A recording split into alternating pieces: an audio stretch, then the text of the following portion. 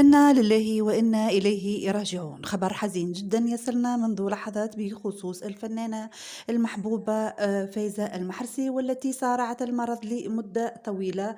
تبعناها الناس الكل وكنا فرحنا الحقيقة لأنه حالتها تحسنت، لكن على ما يبدو وضعيتها تدهورت مجددا. الخبر الحقيقة تداولته عديد الصفحات لكن لم يؤخذ على محمل الجد، لكن الخبر يتأكد من خلال صديقتها حنان شجراني اللي خرجت في إذاعة موزايك فام وقالت وهي منهارة بأنه الخبر صحيح.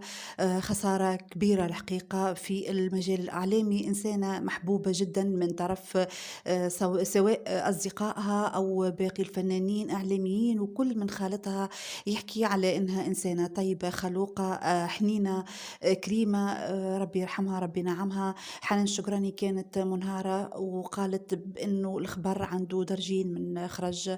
قالت بأنها لولا غلاوة معناها فايزة المحرسي على قلبها ما كانش تخرج وتتكلم.